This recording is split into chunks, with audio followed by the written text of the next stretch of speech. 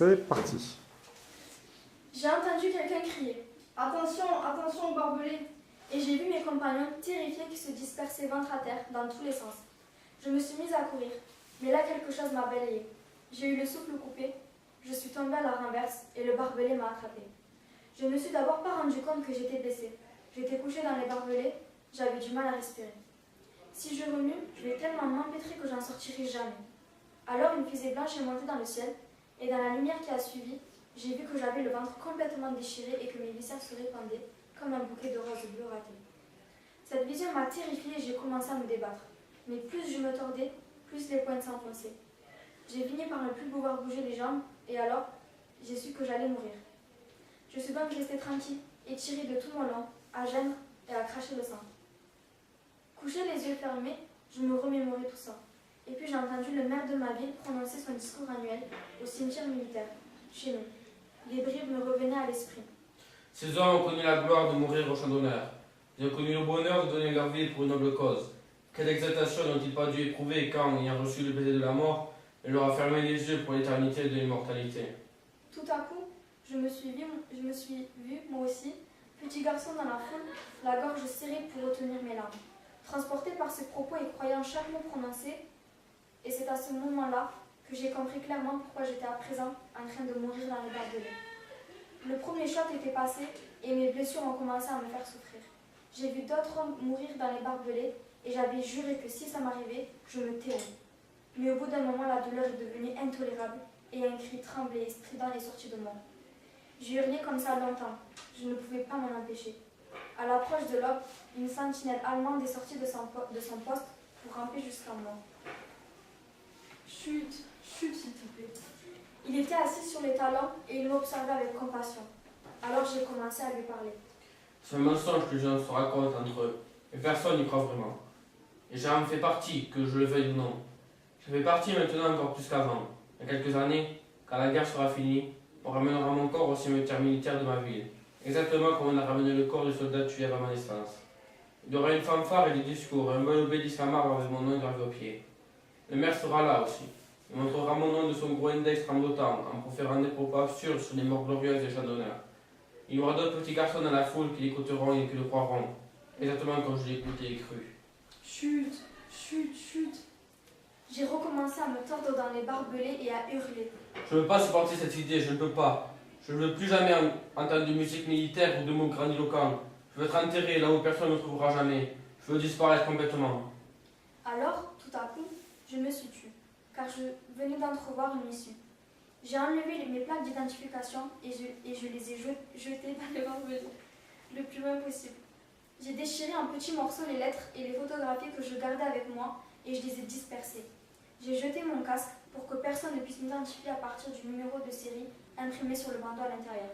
Et là, couché dans les barbelés, j'ai exulté. L'Allemand s'était redressé et me regardait, l'air interdit. J'ai battu les orateurs et les poseurs de gerbes à leur propre jeu. Je les ai tous battus. Personne ne fera jamais de moi un symbole. Personne maintenant ne dira jamais de mensonge à côté de mon cadavre. Chut, chut, chut.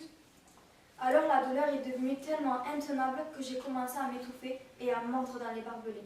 L'Allemand s'est rapproché de moi. Il a posé la main sur ma tête. Chut, chut s'il te plaît. Mais je ne pouvais pas m'arrêter. Je m'agitais dans tous les sens dans les barbelés en hurlant d'une voix stridente. L'Allemand a sorti son pistolet et il est resté là, à le retourner dans sa main sans me regarder. Et puis il a passé le bras sous ma tête, il m'a soulevée et il m'a embrassé doucement la joue, en répétant des paroles que je ne comprenais pas. C'est à ce moment-là que j'ai vu qu'il pleurait lui aussi, depuis un long moment. Fais-le vite, vite, vite! Il est resté debout, les mains tremblantes, pendant un instant, avant de poser le canon de son pistolet contre ma tempe, puis de détourner les yeux et tirer. Mes paupières ont battu 2 fois avant de se fermer. Mes poings se sont serrés, puis lentement relâchés. Je remplis la chaîne. J'ai vaincu la bêtise fondamentale de la vie. Chut, chut, chut. 2, 3, c'est parti. À l'approche de l'aube, une sentinelle allemande est sortie de son poste pour ramper jusqu'à moi. Chut, il a dit d'une voix douce. Chut, s'il te plaît. Il était assis sur les talons et il m'observait avec compassion. Alors j'ai commencé à lui parler. C'est un mensonge que les gens se racontent entre eux, mais personne n'y croit vraiment. J'ai dit, et j'en fais partie, que je le veuille ou non. J'en fais partie maintenant, encore plus qu'avant. Dans quelques années, Quand la guerre sera finie, on ramènera mon corps au cimetière militaire de ma ville, exactement comme on a ramené le corps des soldats tués avant ma naissance. Il y aura une fanfare et des discours et un bel obélisque à marbre avec mon nom gravé au pied. Le maire sera là, aussi il montrera mon nom, de son gros index tremblotant en proférant des propos absurdes sur les morts glorieuses et les chants d'honneur.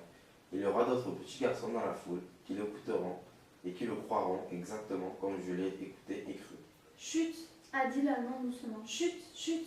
J'ai recommencé à me tordre dans les barbelés et à hurler. Je ne peux pas supporter cette idée. Je ne peux pas. Je ne veux plus jamais entendre cette musique militaire ou de mots grandiloquents. Je veux être enterré là où personne ne me trouvera jamais. Je veux disparaître complètement. Alors, tout à coup, je me suis tue car je venais d'entrevoir une issue. J'ai enlevé mes plaques d'identification et je les ai jetées dans les barbelés le plus loin possible. J'ai jeté mon casque pour que personne ne puisse m'identifier à partir du numéro de série imprimé sur le bandeau à l'intérieur. Et là, couché dans les barbelés, j'ai exulté. L'Allemand s'était redressé et me regardait, l'air interdit. J'ai battu les orateurs et les poseurs de gerbes à leur propre jeu. J'ai dit, je les ai tous battus. Personne ne fera jamais de moi un symbole. Personne. Maintenant, ne dira jamais de mensonge à côté de mon cadavre. Chut, a dit l'Allemand doucement. Chut, chut. Alors la douleur est devenue tellement intenable que j'ai commencé à m'étouffer et à mordre dans les barbelés. L'Allemand s'est approché de moi, il a posé la main sur ma tête. Chut, il a dit. Chut, s'il te plaît. Mais je ne pouvais pas m'arrêter. Je m'agitais dans tous les sens dans les barbelés en hurlant d'une voix stridente.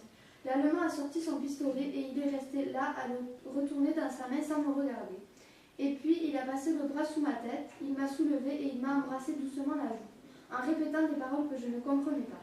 C'est à ce moment-là que j'ai vu qu'il pleurait lui aussi depuis un long moment. Fais-le vite, j'ai dit. Fais vite, vite. Il est resté debout, les mains tremblantes, pendant un instant avant de poser le canon de son pistolet contre ma tempe, puis de détourner les yeux et tirer. Mes paupières ont battu 2 fois avant de se fermer, mes poings se sont serrés, puis lentement relâchés. J'ai rompu la chaîne. J'ai murmuré. Je vais